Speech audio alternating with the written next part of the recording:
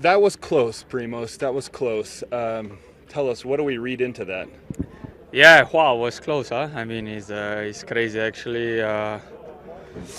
But yeah, we were able to win Dauphiné. Was quite some things happenings and everything. This week going on, but wow, finish it off so we can just enjoy it. What were you telling yourself in those moments, and what do you think it was exactly? Because you didn't have that shine that you had in the last 2 days. Yeah, I mean, like I said, I was just. I mean, I didn't came here really at my top level, and yes, with all the problems that I had, I mean, I'm not really there, but I had a bit of margin, so I could play a bit, but at the end, I needed to go really all in to be able to finish it off. Primoz, you've won the Dauphiné, of course, before. If you compare the level you're at now to the level you're at then, what would you say? Oh yeah, I mean it's completely different. Huh? Like I said, looking now to my last stage race that I finished in Paris-Nice, and comparing to that, yes, I mean I went into the right direction. So yeah, for sure I cannot complain about it. If I offered you third place on the Tour de France podium today, would you take it? I mean, for sure, you take everything that you get at the end, or you have to take. But I mean, still, at the beginning, everyone has the same possibilities. I mean, to win it or be second, third, or whatever position. So yeah, first of all, I mean, we have to be happy with the whole team. We did really nice race, great job. Have to enjoy it, and then just going to the tour and being relaxed. How nervous were you in the last kilometre? I mean, not really so nervous. I mean, at the end, yes, you just give your all, and either is enough or not. But it was enough this time. Thank you. That was close. Can you believe how close, and do you have regrets, or are you just proud of the week? No regrets. It was very difficult race, and I have to be really satisfied with my performance the whole week, and I have no regrets. It was really a good day, and I leave here super happy. Just how much did you turn yourself inside out there once Primoz was dropped at 5K out, working with Derek and Carlos, and then how much of your experience went into that ride? Yeah, it was a tough moment, I have to say. I was already on the limit, 5-ish K to go, and I just found something else. I was thinking, really the whole day about Tish. He was kind of motivating me the whole morning, and saying that it's possible, and I just tried to do my absolute best effort, and not much more to say than that. It was close, and I also now know what it feels like to finish second, and I know what Brandon felt like at Paris-Nice. So it was a good day. Poor kid won't let you forget that, Brandon. No, I shouldn't have brought that up, sir. Matteo, did you sense Primoz was wobbling a little bit on the last climb? And well, give us a bit of a running commentary of those last 5 kilometres when it looked at one point as though you may even win the race. Yeah, I on the 4 the first climb of the day, it was really hard pace because the break was going, and there were a lot of attacks from mid-GC guys, like in the top 10, and so I was following some stuff and I felt quite good, but I got a feeling that Primoz was a bit on the limit there, and also Tish, I think, got the same feeling, and so he was afterwards motivating me, and I also have to say I woke up this morning really believing that that it could be possible to win today, and I feel like I was getting better the whole week, every single stage. That's a big thank you to my coach, Tim Heerskirk. He really knows what he's doing. But and then the last 5K, to give you a rundown, basically Toulouse attacked and really put everyone on the limit, it felt like.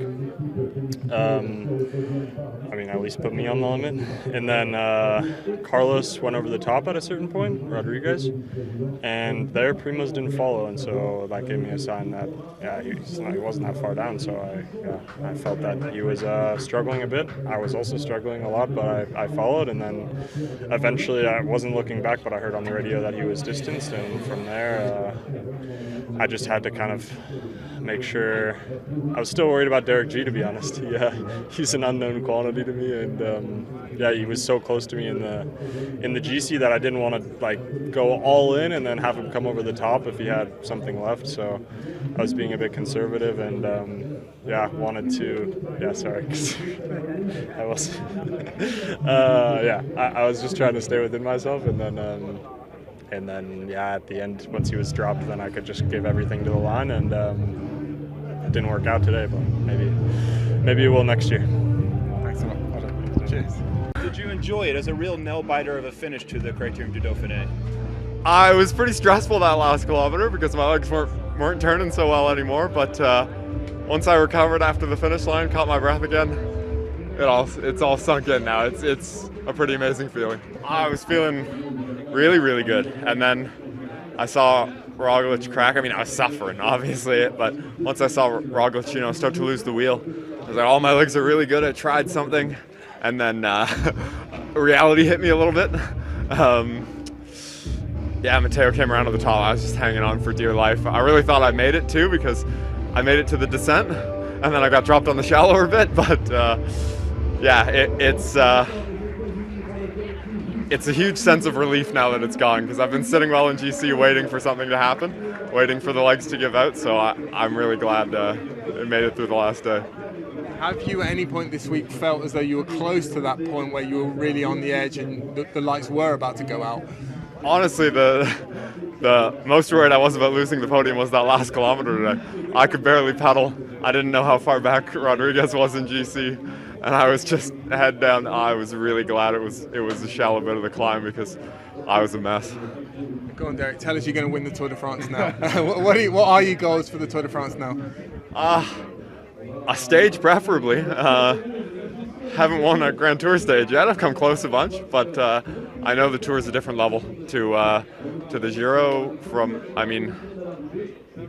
Just go up the road and hope these legs can get me a stage win. Does this placing here and the stage win, does it also give you what you need to go into the Tour de France for your debut there? In terms of confidence, it's a huge boost. Every rider you speak to, no matter how many years they've been in the sport, they talk about how big the Tour is. It's what you watch from when you're a kid. So to place well at the Dauphiné, that gives me a lot of confidence going into kind of the unknowns of like the world's biggest race. What was Fuglsang and then later Jorgenson? What was he saying to you when you guys distanced Primoz today? Jakob was he was just great all day. He was giving me a lot of confidence, keeping me in good position. All the boys were, and then at the end he was just saying, "Man, just let your legs. You have the legs. Just let them do their thing." And then Matteo at the end goes, "I can't pull through." He was wrecked after I attacked, and then he pulled through, and then I couldn't do anything anymore. So yeah.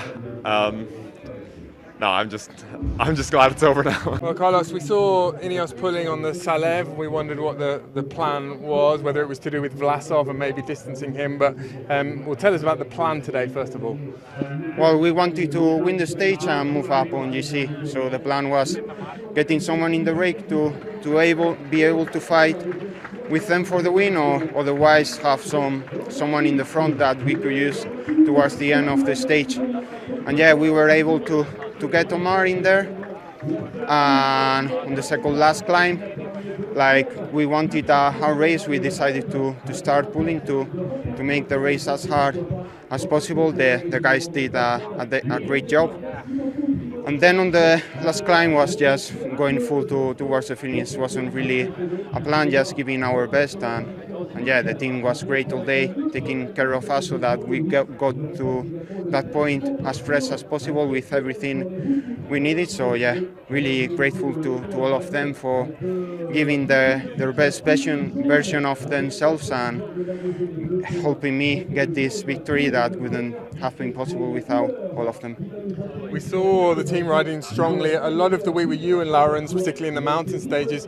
Egan Bernal might come into the team as well. Is this the sort of role is this the kind of configuration that you think the team is going to have at the Tour? You're going to have strength in numbers. It's going to be maybe three of you against one Roglic, one Pogacar, one Vingegaard. Well, hopefully our team is going to be super strong. I think so. I believe so. But other teams are going to be also super strong. So we need to keep working hard to get to the Tour as well as possible, and hopefully we can fight against them. Was there the sense that Primoz was weakening today? Did you see that coming? No, we just were focusing on doing the race how it suited us the most, and yeah, if Primoz was getting dropped, you never know. He's a super strong rider, and I wouldn't have been surprised if he had won again today. But we just have to focus on giving our best and not worry about how the others are going to do. What was Derek and Matteo saying to you when the three of you were away? There wasn't too much speaking there. We were both, all of us, in the limit, but yeah, they were interested on distancing Primoz, and for me it was also nice being there in the front, fighting for the victory.